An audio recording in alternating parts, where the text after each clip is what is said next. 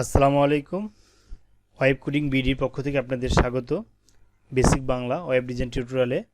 তো এর আগের পর্বে আমরা দেখেছিলাম কিভাবে কল স্পেন এবং রো স্পেন করা যায় এবং কিভাবে একটা টেবিলের ক্যাপশন দেওয়া যায়। তো এর আগের টিউটোরিয়াল 13 নম্বর টিউটোরিয়াল আমরা দেখেছিলাম একটা টেবিলকে কিভাবে পূর্ণাঙ্গ রূপ দেওয়া যায়, বর্ডার এবং ওয়েট দিয়েছিলাম। তো এই পর্বে আমরা টেবিলটাকে একটু সিএসএস এর মাধ্যমে স্টাইল করব। শুরু করার আগে সবাইকে বলে নিচ্ছি, যারা আমার চ্যানেলে নতুন অবশ্যই আমার চ্যানেলটাকে সাবস্ক্রাইব করবেন এবং লাইক কমেন্ট দিয়ে পাশে থাকবেন। তো চলুন শুরু করি। তো আমরা পেজটা একটা রিফ্রেশ দিই। আমাদের পেজটা ছিল এরকম। তো আমরা যেহেতু আজকে সিএসএস এর মাধ্যমে স্টাইল দিব, তো এখান থেকে আমরা ওয়েট এবং বর্ডারটা কেটে দিচ্ছি এবং এটা যদি আমি সেভ করি তাহলে দেখা যাবে আমাদের এখানে কোনো বর্ডার নেই এবং এটার ওয়েট যে ছিল 600 পিক্সেল সেটাও এখানে নেই। তো আমরা টেবিলের যেই সিএসএস স্টাইল দিব, তো আমাদের আগেই কল করা ছিল CSS link real style sheet. হ্যাঁ, আমাদের সিএসএস স্টাইল শিটের আগে কল করা ছিল। তো আমরা এখন সিএসএস এর মাধ্যমে আমরা স্টাইল করব। তো প্রথমে আমরা এটা এটা একটা ওয়েট দিয়ে নিই। তো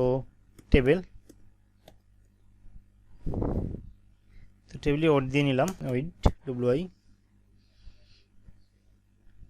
ওয়েট দিলাম 650 পিক্সেল। এখন যদি আমি সেভ করি, পেজটাকে রিফ্রেশ করি, তাহলে দেখা যাবে যে আমাদের এতটুকু জায়গা পর্যন্ত চলে আসছে। এতটুকু জায়গা পর্যন্ত আমাদের চলে আসছে, কিন্তু কোনো বর্ডার নেই। তাহলে আমরা একটা বর্ডার দিই। এখন এটার যদি আমাদের বর্ডার দিতে হয়, তাহলে আমাদের বর্ডার দিতে হবে যে টেবিলের ভিতরে আমার টেবিল হেডিং আছে, টেবিল ডাটা আছে, এই যে টেবিল হেডিং, টেবিল ডাটা, এগুলোতে আমাদের কী করতে হবে? বর্ডার দিতে হবে। তো আমরা কিভাবে নিব? আমরা লিখব, প্রথমে লিখব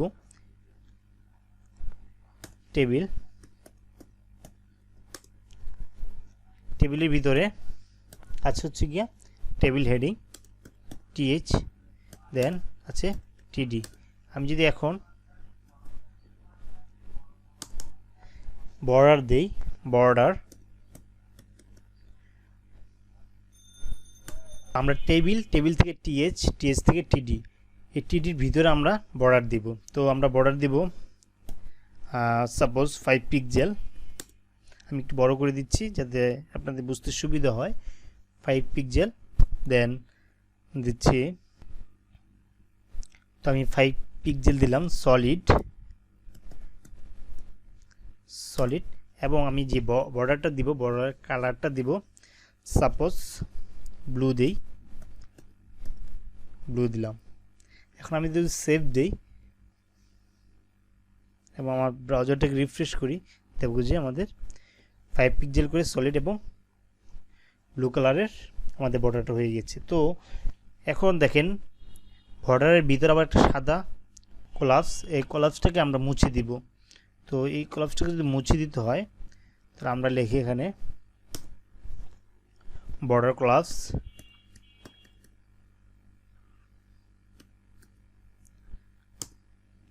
এটাকে আমরা কোলাপস করে দিই এবং এটা যদি আমি সেভ দিই কোলাপস করে, দেখব যে আমাদের এই সাদা অংশটা আর থাকবে না, কোলাপসটা চলে গিয়েছে। তো আমাদের সুন্দর একটা ডিজাইন চলে আসছে। তো এখন আমি যদি চাই, এখন দেখেন এই যে আমাদের টেবিলটা কি একদম বাম পাশে রয়েছে। এখন আমি যদি এটা চাই যে এটা মাঝখানে থাকবে, তাহলে আমাদের যা করতে হবে, আমরা এই যে টেবিল নিয়েছি, এই টেবিলের নিচে আমাদের একটা মার্জিন দিতে হবে। মার্জিন দিলাম সাপোজ 50 পিক্সেল অটো। এখন আমি যদি এটাকে সেভ দিয়ে রিফ্রেশ করে দেবো, যেটা আমাদের মাঝখানে চলে আসছে, মাঝখানে চলে আসে। তারপরে দেখেন এখানে প্রত্যেকটা লেখা আমার আছে বাম পাশে। তো আমি চাচ্ছি যে প্রত্যেকটা লেখা মাঝ বরাবর থাকবে। এই যে টেবিল হেডিংয়ে যেভাবে আছে এইভাবে প্রত্যেকটা লেখা মাঝ বরাবর থাকবে। তো আমি এখানে দিলাম টেক্সট অ্যালাইন। টেক্সট লাইন আমি যদি সেন্টার করে দিই তো লেখাগুলো মাঝখানে চলে যাবে। প্রত্যেকটা লেখা আমার মাঝ বরাবর চলে আসছে। এখন আমি চাচ্ছি টেবিলের একটা কালার দিব, টেবিলের একটা কালার দিব। তো আমি লিখব ব্যাকগ্রাউন্ড কালার। যদি সাপোজ আমি ব্যাকগ্রাউন্ড কালারটা অরেঞ্জ দিই, দেখি কেমন দেখায়। অরেঞ্জ দিই, খারাপ না। তো এরকম ভিতরের কালারটা এরকম থাকলে কেমন জানি লাগে, তো আমরা একটু কালারটা চেঞ্জ করে দিই। তো আমরা একটা হেক্সা কোড দিই এখানে, যে সাদার ভিতরেই সাপোজ এই যে আমার স্টেমেল কালারটা যেরকম এরকম আসবে। তো এরকম যদি আমি দিতে চাই, আমি একটা হ্যাশ এবং ডিডি দিয়ে দিই, 3টা ডি দিই। এখন যদি আমি পেজটাকে রিফ্রেশ দিই, দেখবো যে এরকম একটা এই যে এই কালারের মতন একটা কালার চলে আসছে। এরকম একটা কালার চলে আসছে, এখন একটু সুন্দর দেখা যাচ্ছে। তো এখন আমি যাচ্ছি টেক্সট কালারগুলা একটু চেঞ্জ করে দিব। এখানে ব্ল্যাক আছে, আমি একটু অন্য কালার দিতে চাচ্ছি। তো আমি এগুলো হচ্ছে গিয়ে টেবিলের ভিতরে টিএচ এর ভিতরে টিডি, এখানে গিয়ে যদি আমি কালার চেঞ্জ করে দিই, যদি লিখি কালার দিলাম, সাপোজ এটা ব্ল্যাক আছে। এখন আমি যদি এই ব্ল্যাকের ভিতরে অরেঞ্জ দিই, সাপোজ অরেঞ্জ, দেখি কীরকম দেখায়।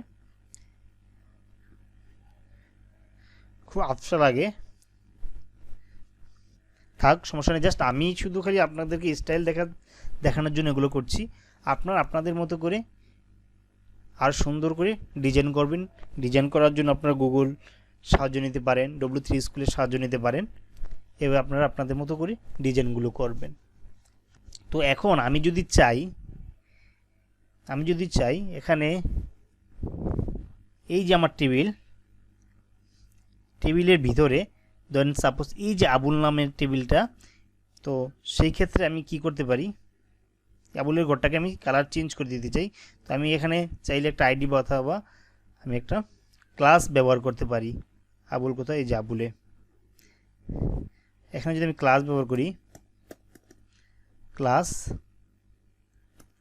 দিলাম, আমাদের বোঝার সুবিধার্থে আমি এখানে লিখলাম আবুলই লিখলাম, আবুল। এবং আমি যদি সেভ দিই, এই আবুল লেখাটা আমি আমাদের সিএসএস যদি স্টাইল দিই, ডট আবুল, এই আবুলের এটাকে আমি ব্যাকগ্রাউন্ড কালার দিব।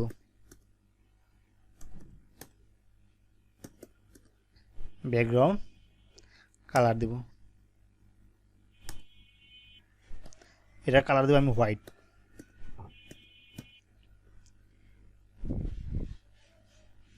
কোনো পরিবর্তন হয় নাই, কেন হয় নাই? হ্যাঁ, আবুলটি চলে গেছে, আবুলটি এখানে চলে আসছে। আচ্ছা, আমরা দেখি কেন এটা হয় নাই। হয়তো আমাদের কোডে ভুল ছিল, দেখি। এই যে এখানে একটা স্পেস হবে, এখানে যদি আমি সেভ দিই, দেখবো যে আবুলের পুরো ব্যাকগ্রাউন্ডটা আমাদের সাদা হয়ে গিয়েছে। তো এইভাবে আমরা চাইলে আমরা প্রত্যেকটা ব্যাকগ্রাউন্ড আলাদা আলাদাভাবে চেঞ্জ করতে পারি। এখন আমি যদি স্পেসিফিকভাবে এই যে 5 লেখাটা আছে, এই 5 লেখাটার ব্যাকগ্রাউন্ড চেঞ্জ করতে চাই, সেমভাবেই আমার 5 লেখা আছে কোথায়, 5, এই যে এখানে 5 লেখা আছে। তো এই 5-এর জায়গায় আমি যদি একটা ক্লাস নেই,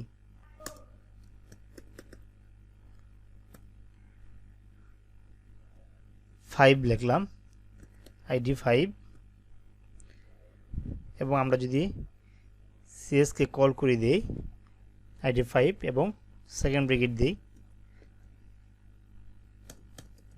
ব্যাকগ্রাউন্ড কালার, এটা ব্যাকগ্রাউন্ড কালার করে দিলাম অরেঞ্জ,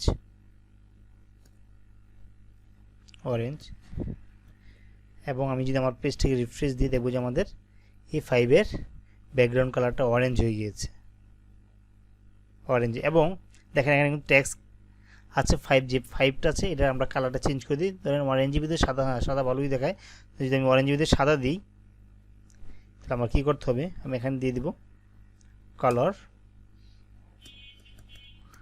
কালার দিলাম হোয়াইট অথবা 3টা F দিলে হয়।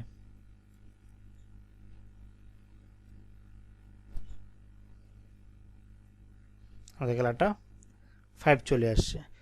টিউটোরিয়ালটা অনেক বড় হয়ে যাচ্ছে, লং হয়ে যাচ্ছে। ঠিক আমি যেভাবে দেখিয়েছি আপনারা চাইলে প্রত্যেকটা জিনিস এভাবে ক্লাস দিয়ে সিলেক্ট করে আপনারা যেই কোনো প্রত্যেকটা আইটেমকেই চেঞ্জ করতে পারবেন এবং সিএসএসের মাধ্যমে বিভিন্ন স্টাইল, কালার, ব্যাকগ্রাউন্ড চেঞ্জ করতে পারবেন। তো আমারটা যদিও সুন্দর হয়নি, আপনারা আপনাদের মতো করে সৌন্দর্য বৃদ্ধি করবেন, সৌন্দর্য হচ্ছে নিজের উপর। তো আপনারা চাইলে আপনারা আরও স্টাইল দিতে পারবেন। তো এই যে এখানে দিস ইজ ফার্স্ট টেবিল, এটা একটা ক্যাপশন, যেহেতু এটা কাজটা দেখানো হয় তো এটা আমি দেখিয়ে দিচ্ছি। তো এই যে ক্যাপশনটা দেওয়া আছে, তো এই ক্যাপশনটা যদি আমি চেঞ্জ করতে চাই, তো এখানে আমি ক্যাপশন যদি লিখি, এই ক্যাপশনের ভিতরে আমি যদি এটা লিখি ব্যাকগ্রাউন্ড, তাহলে এই ক্যাপশনের ব্যাকগ্রাউন্ড কালারটা আমি একটু চেঞ্জ করে দিচ্ছি। ব্যাকগ্রাউন্ড কালার দিয়ে দিলাম, এটার পুরোটার ব্যাকগ্রাউন্ড কালার দিয়ে দিলাম ব্লু। আপনারা চাইলে এরকম কালার ব্যবহার করতে পারেন, অথবা কালার কোডও চাইলে ব্যবহার করতে পারেন, এটা আপনাদের ইচ্ছে। তবে কালার কোড ব্যবহার করে ভালো। তো আমি এটার ব্যাকগ্রাউন্ডটা ব্লু করে দিলাম। তো এখন দেখেন ব্লুর ভিতরে অরেঞ্জ কালারের লেখাটা, এটা যদি আমরা চেঞ্জ করে দিতে চাই, ক্যাপশনের ভিতরে যে অরেঞ্জ কালারটা, এটাকে আমরা কালারটা দিয়ে দিই হোয়াইট, দিয়ে দিই কালার দিয়ে দিলাম হোয়াইট।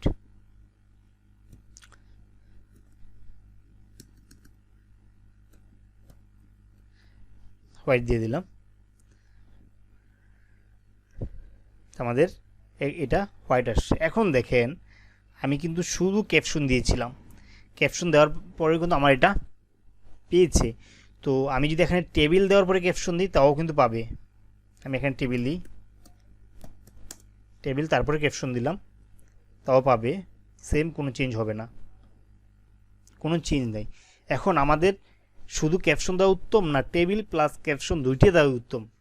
আমাদের টেবিল প্লাস ক্যাপশন দুইটা দিয়েই উত্তম। এই জন্য উত্তম কারণ একটা ওয়েবসাইটের ভিতরে কয়েকটা ক্যাপশন থাকতে পারে। তো আমি যদি একটাই ক্যাপশন সিলেক্ট করে দিই তাহলে আমার যতগুলো ক্যাপশন আছে সবগুলো ক্যাপশন কিন্তু সেম ডিজাইন হয়ে যাবে। তো এই জন্য আমরা ধরে সিএসএসের মাধ্যমে ধরে প্রত্যেকটা স্টাইলকে আলাদাভাবে স্টাইল দেওয়ার চেষ্টা করব। প্রত্যেকটা স্টাইলকে যদি আমি ক্লাস হিসেবে ধরে কাজ করি তাহলে আমাদের দেখা যায় আমি প্রত্যেকটা এই যে এখানে যতগুলো ঘর আছে প্রত্যেকটা ঘরকে আলাদা কালার দিতে পারবো, আলাদা ডিজাইন করতে পারবো। মানে আমি প্রত্যেকটা লেখাকেও সেমভাবে এভাবে ডিজাইন করতে। আমি যদি দেখেন এখানে ট্যাক্সগুলোর যদি আমি চেঞ্জ করে দিতে চাই সেটা আমি দিতে পারতাম। এখানে আমি ট্যাক্স কিন্তু দিতে পারতাম, এরিয়াল দিতে পারতাম, জিনিস ব্যবহার করতে পারতাম। আরও অনেকগুলো ফন্ট আছে, স্টাইল আছে, ফন্ট স্টাইলগুলো আমরা এখানে চাইলে দিতে পারতাম। যেহেতু টিউটোরিয়ালটা অনেক লং হয়ে যাচ্ছে সেই ক্ষেত্রে আমি আর দিচ্ছি না। আপনারা এর আগে অনেক সিএসএস কীভাবে ফন্ট চেঞ্জ করেছি দেখেছেন, তো আপনারা সেমভাবে কাজগুলো করবেন। যারা এর আগের টিউটোরিয়ালগুলো দেখেননি অবশ্যই আগের টিউটোরিয়ালগুলোও দেখবেন, তাহলে আশা করছি যে আপনাদের আরও ক্লিয়ার হয়ে যাবেন। তো আজকে এই পর্যন্তই থাক। ধন্যবাদ সকলকে। যারা এখনও আমার চ্যানেলটাকে সাবস্ক্রাইব করেননি অবশ্যই আমার চ্যানেলটাকে সাবস্ক্রাইব করবেন, লাইক কমেন্টস দিয়ে আমার পাশে থাকবেন। ধন্যবাদ সকলকে।